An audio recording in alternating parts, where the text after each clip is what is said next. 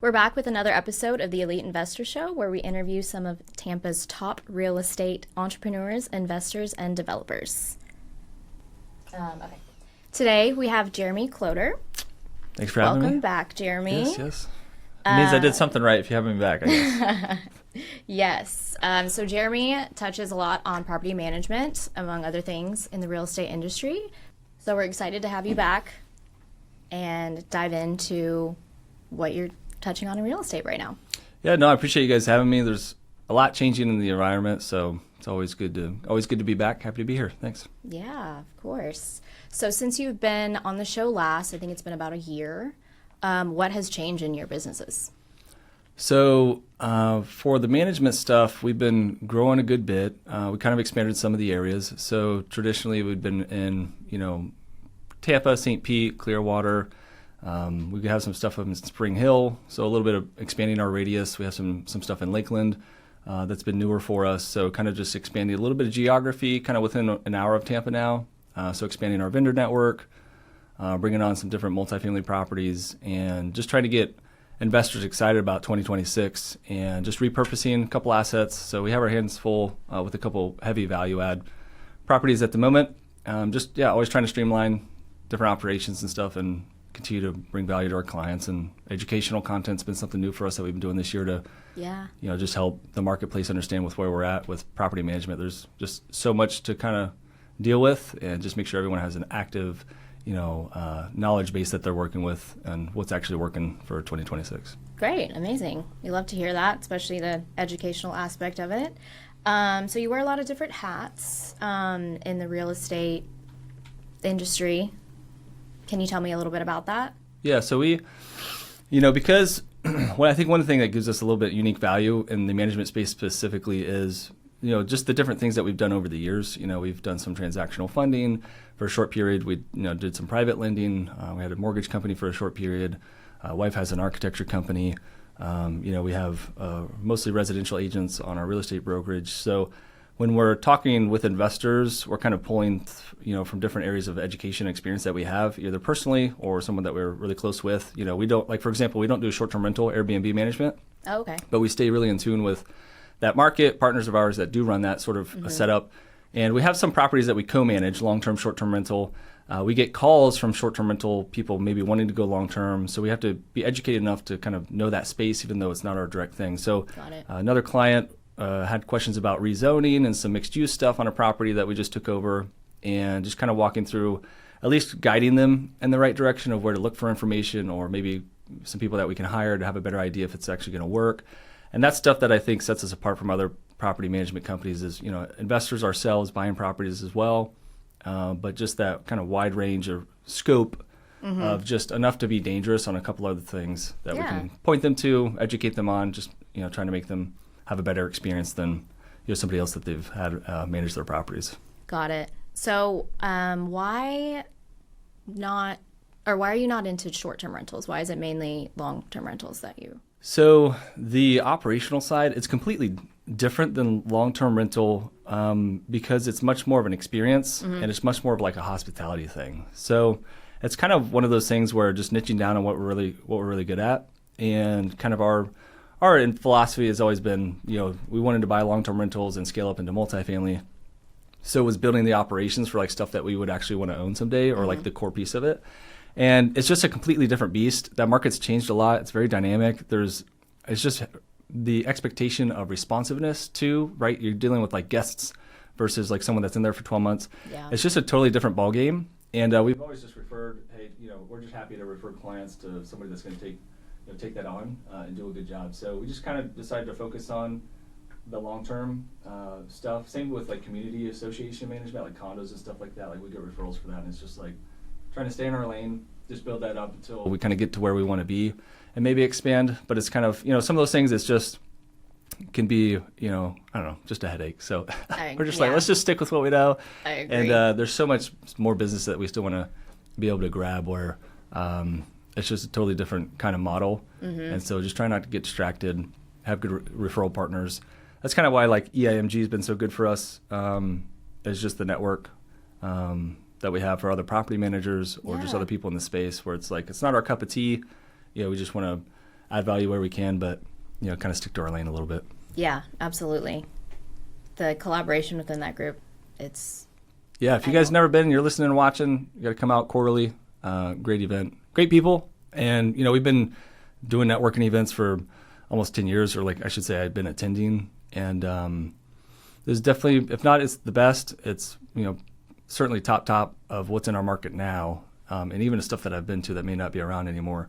Just quality of the investors, so heavy in the Tampa Bay area. Obviously, a lot of the investors, all of them, live locally or invest locally. So, these meetups, sometimes you can get a lot of new people, which is good. Yeah. But it's kind of, if you're just looking for, people that are heavily invested, actively doing deals, so many different strategies too. And the closed communities have been really good for, literally any referral you would need would be there. And that's when you first get into real estate, that's what they always tell you is you got to build your power team, blah, blah, blah. And, that's why we add value to clients. We kind of know, we know structural engineers or civil, or we know survey companies. That's part of your sort of client's expectation is that you're going to have these contacts.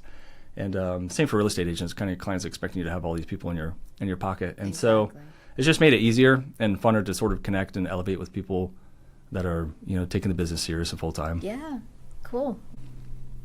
So over the last few years, leasing has changed quite a bit. So what is a big, noticeably different thing that you've come across? Yeah, so I feel like it really started before COVID and stuff. We just had a good ramp up. You were getting whatever rent increases that you wanted, 2 or 3% or whatever it was, and there was investors, multifamily investors, doing short-term bridge debt because they were repurposing assets or repositioning, and you were able to sort of keep up with this demand. Even if the deal didn't pencil day one, you could sort of make up for it in the rent growth, and then it sort of cooled off. And what we've seen, at least in the last, noticeably more in the last 18 months, is some softness in the rental market. Same with sales market, right? Sales side values coming down a little bit of a shakeout. It's a little more prevalent on, I would say, the multifamily stuff where you have these Class A products. You have the pools, you have the amenities. So when you don't have that on site, you're competing against those same incentives, 1 month off, or this super low deposit, which isn't standard for the smaller multifamily. You usually don't do some of those same incentives. And then the storms hit too. So we managed some properties that had those areas of flooded, or Davis Island.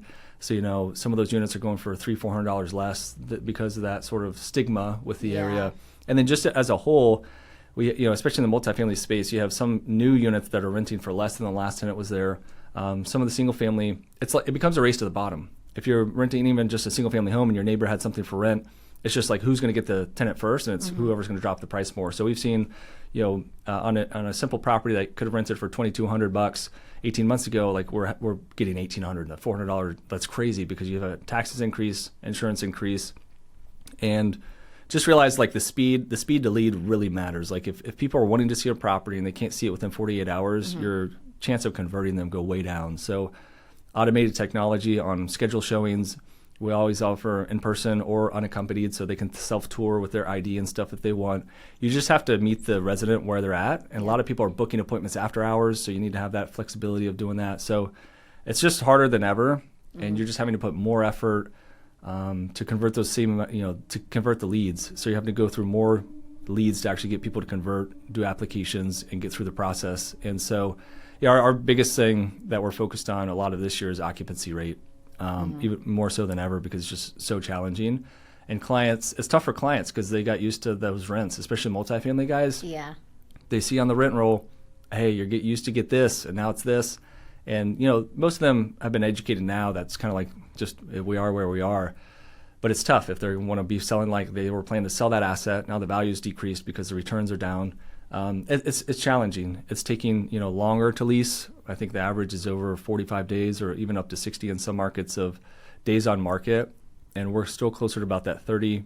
Depends on the time of year, that sort of stuff. But we're offering more incentives. We're being a little more creative on some of the multifamily on lease term lengths and that stuff to sort of combat and make it more flexible for people that may just need something to keep the cash flow going, keep the units kind of occupied. So definitely that's kind of the main thing this year is keep people in place. Yeah. When it comes to lease renewals, maybe most of them doing no increase or very little. There's maybe even 1 or 2 owners that's hey, I want to chop at $100 just to keep them in place. So it's definitely a big challenge for anybody that has rental properties. They're feeling the pain because you've had all your other fixed costs increase. Your maintenance costs generally increasing in the market. Insurance, for the most part, either stable or increasing. Some it's come down, some on. But taxes, property taxes, usually that stuff never goes down. So it's just a challenge. Unfortunately. It's a challenge. And we feel the pain because, why does it take us so long to lease? That's sort of the owners are have these high expectations. So when you used to lease it in 2 weeks, no problem. Yeah. And that still happens. It's just setting now the right owner expectation. When we go to market, we need to go in super aggressive on the low end of the range of where we feel to get somebody in and just making weekly price adjustments till you hit it. Assuming the property's in good condition. Yeah. It's not just a crappy property that they can't put any money into.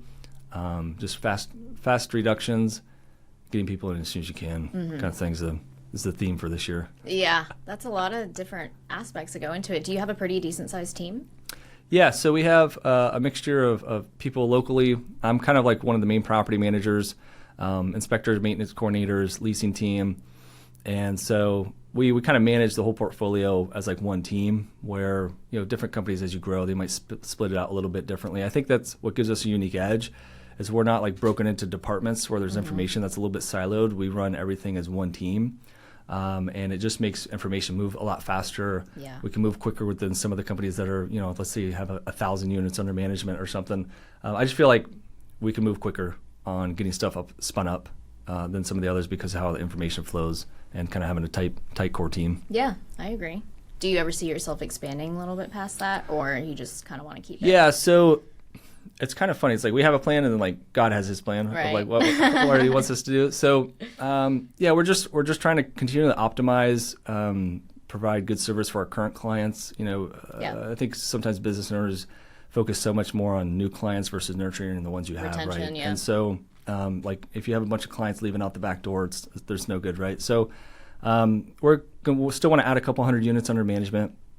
Our goal, one of the goals was to have the property management company to manage our own assets. So, as the company grows and becomes a little bit more of a lifestyle business, I'd like to just invest more and develop more as the management company is operating.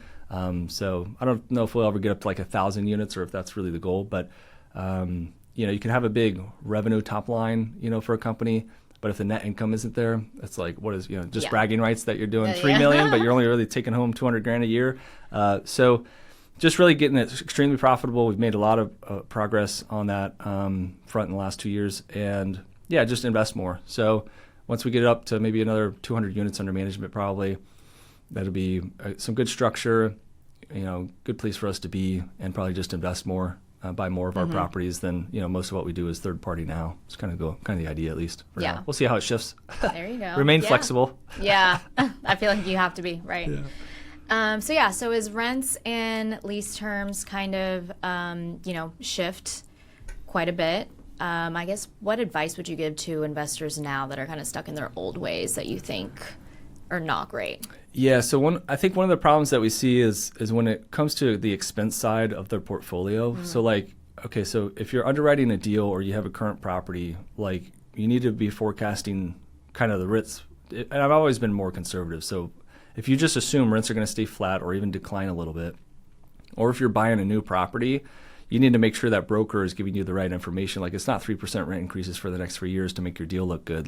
That's not realistic. So that's one way that we can sort of chime in on properties is the realistic expectations of their property performance. But on the expense side, it's the labor market for construction is getting tougher. Every GC you talk to struggles to find good help. The material side of things is maybe getting better in some parts of the industry, but not in others. And the challenge is, investors are wanting to maintain these rents, but it doesn't make sense to put the $10,000 into the unit that it used to. Because if you were going to get an extra $300 a month, you're okay, that makes obvious sense. Now it's you're almost having to spend remodeling money or just some upgrades just to keep the tenant, just to keep the rent that you were getting with the old person. So you're investing with no real sort of clear delineation of getting a rent increase. It's more of the trade-off is you're going to fill the unit faster, probably, with those upgrades, and maybe you keep the rent the same, maybe there's a slight increase, but it's not what you thought it was going to be. So it's tough because it's kind of what's the minimum viable product that we can put into the marketplace from a rental standpoint where we can still lease it quickly. It looks maybe a little bit better than our competition, but it's the owner's kind of knowing that you're not getting that same trade-off. So it's difficult. That's kind of the main thing is expectations around maintenance. kind of resetting, like we don't want to over improve for the area. That's one thing too, is people maybe over improving for the rental market that they're in, and just being just real clear on like what we need to do to get somebody in again as quick as we can. Or if you don't want to update it, that's fine. We may just be taking, a little haircut on the rental price, but you're able to get somebody in quicker. And now that we're sort of beginning of the year, market will start to pick up a little bit more. But yeah, it's kind of all around the expense side, I think, is expectations on that sort of stuff. Going on new purchases, but even people that currently own, just kind of like buffering a little bit more on the expense side for maintenance than maybe they have traditionally is kind of, I think, a good approach. Yeah. Okay. Yeah. So I guess someone who's like probably newer into investing that is wanting to hire someone to manage their properties, I feel like at what point do you kind of come in and step in? Like usually like after like second property or...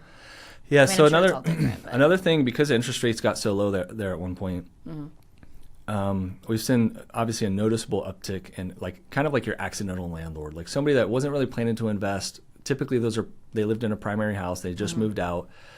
So we're having to rent the house that they just moved out of, or try to rent it while they're still there because they want to hold on to the interest rate. They don't really want to sell it, or maybe they plan to be back in a few years. So big uptick in that sort of accidental landlord, where it's like their first experience with just what it means to even have rental properties. So there's kind of like that client base. And then, we obviously work with like just private investors as well that are like looking to scale their portfolios. But I think people... if you're providing good education and content and like this person actually cares about possibly expanding their knowledge based on investing, like it's good just to outsource it. You have to look at what you make, and what it takes to hire us. And at scale, there's a lot of stuff. Obviously, you're paying for the experience of, this year, about 10 years of doing it. So many weird situations. I mean, our lease is like extremely detailed that we've been developing over a long time. So, I don't think it's a bad idea if someone self-manages, kind of, if they're educated enough to know like fair housing laws and some of the basic stuff, right? To have some sort of education. But it's just like, what's your time worth that you really want to spend on it? It's definitely obviously more difficult if you don't live local and you're planning to self-manage. Like if something happens, like who you're going to call, and then just the vendor pricing and stuff, you should get cheaper with a management company than sort of just calling somebody off the shelf off Google. But it just depends. It just varies. We do a lot of education for our clients. We do 4 different books through the first 12 months that they're with us, educating them on asset protection, estate planning, taxes, and some other stuff. And then we have our newsletters. So it's like even if somebody didn't expect to sort of get into rental properties, kind of just educating them. So if someone's pretty educated or they've had rentals before, like of course they could self-manage. There's, it just depends on where they're at, on what they want to do. But we work with, just the one-off investors with the houses or, big multifamily apartment buildings. It just depends on their comfort level, risk, and sort of how they perceive the market too. Like there's not a lot of good property management companies. Like I'm friends with some in our marketplace that are good operators, but I think it's kind of like out of 10, you get like maybe 2 that are stellar, like maybe 1 that's good, and the rest just are crap. And so it's like we haven't done a good job communicating the value that we bring. And but I think it becomes more and more apparent as time goes on with some of these legacy brands, property management brands in our space locally in Tampa, where it's like you're starting to, I don't know, you could just, I think it's going to sort of rise where there'll be a clear delineation around like the better property management companies versus the ones that aren't. But and everyone makes mistakes. Yeah. But it's just like, there's definitely opportunity for us to better educate why people should hire us, because I think it's still over 50% or north of 60% of rental landlords in the U.S. self-manage. So there's still a huge untapped market for us to help people with their properties, or at least educate them where if they are going to self-manage, they don't get themselves caught in hot water. Right. Discrimination, all this stuff. Or, sometimes I'll have conversations with owners and I'm like, I know what you want to do, but like we can't really say it. And so you just got to be careful with that stuff. But it just depends where everyone's at in their kind of investment journey. But I still think if you got a great operator, like the value that they're going to pay for themselves tenfold in what they're charging. If you think on an average property, like, rents for $2,000, like, maybe we're making $150 a month. And it's like, if you get one call from your tenant at 2 a.m. or, you have this little, repair that didn't go as planned. Now the tenant doesn't want to pay rent. How do you handle that? Like you're kind of, part of it's like almost an insurance policy. Like if something does go wrong, we know what to do. And so if an owner has a property that's just, tenants are great, they're paying on time, they're probably gonna be like, why would I need one? Yeah. There's other stuff that we do that's probably better than them on, maintenance or inspections, like other stuff that we do to sort of keep up with it, not just collecting rent, but it obviously gets much more complex the more properties have, or multifamily can be just a different animal to sort of deal with. But it's just, I think we haven't done a good job as an industry communicating the value to convert more people that do self-manage to hire somebody. So, do you specifically for your company do any sort of ads? Like, how do you get your leads, I guess I would say? Yeah, so we don't do any paid advertising. Mostly it's network related. Networking groups has been the main thing over time, just like getting our name out there. Different referrals from realtors at different offices. Some of the multifamily brokers that sell that specific asset class will at least toss our name in the hat. And our office is in Tampa, but we're based out of Ybor. And so there's kind of been a lot of good rental activity in that sort of, Tampa Heights, Ybor, East Tampa, West Tampa. Yeah. And so we kind of will pop up a little bit on proximity, but also we have I think we're up to over 315 or 20 Google reviews with like a 4.6 rating. It's really hard to have good ratings for a management company because you just get roasted by the tenants that don't have a good experience. I feel like people who write reviews, they only write them when they're upset about something. That's been a big thing for us as a team, is just to ask for more reviews and doing a good job there. So that helps as a little bit with internet traffic. And then last year was like big for like, okay, if I'm going to start paying for marketing, it was video content. So I built a small studio out last year, started doing interviews, repurposing that content into, reels and shorts and everything. And just getting more exposure, because if word of mouth was naturally where we got our business before, let me just dive into that, optimize that, which we pretty much have a really good system now. And we might test some light direct mail this year with like very specific communities or sort of ownership groups that we want to go after. But it's just been a lot of word of mouth from current owners and just people and referral partners and stuff, basically. So we've been fortunate. We would like to put a little bit more towards it as we're growing, but it's kind of like going back to what I mentioned earlier, is like I'm all about growing, but I'm more concerned about like current clients and current operations, like keeping the rails on. Yeah. And so I'd rather just do it a little bit slower and like very steady and methodical growth than like this, we're just our hair's on fire. Yeah. Because then that reputation begins to slip and stuff. So, we don't want our single family clients that have like one property be like, oh, I'm not a priority because this guy just brought on a bunch of units. So we like a healthy mix of stuff, but word of mouth definitely been the big key thing for us. Yeah. Cool. I know everybody has their own little different story of why they got in real estate. Do you mind if I ask why you decided to do this? So I started reading books from early on. I think 15, 16, 17, I just started, like, I was really heavy in books. And then so like as I was in the military and everything, like always in the middle of a book, mostly like business or personal development or something. But I always just understood sort of early on, Rich Dad Poor Dad's just a book that everyone's probably read. That's sort of real estate investor. One of the first ones you sort of pick up or you just want to work for yourself at some point maybe, or have some real estate as part of the portfolio of what you're doing. Or a lot of people create wealth through real estate. You just kind of buy real estate, sit on it, and probably make money over time. And so when I was planning to get out of the military, I was like, okay, I wanted something I could work for myself on. Real estate seemed to be like the obvious thing. And I was always educating myself through that process about just the environment, real estate investing, being a real estate agent, which I started, when I got out, got my license, and then started doing property management. And so it was like kind of preparing myself before I needed to. Kind of always worked that way a little bit. And but I did my first private lending deal, small amount, when I was overseas, and so I got a taste of just a little bit of very small private lending kind of thing, and it was just the goal, like want to own real estate. People create wealth from it, a lot of tax benefits, and kind of fallen in to the property management piece of it, which we really love, compared to like just doing traditional sales as like an agent or something. It's just been an amazing thing. It's been like a fun business to learn. I don't think I've talked to any property management company owners that started it, like had a goal, like I'm going to start a company and I should start a property management company. Yeah, that was kind they of either grew up in it, was going or it was towards. like we sort of molded into it. We started managing a couple houses when I was an agent, and then like loved the predictability of the income.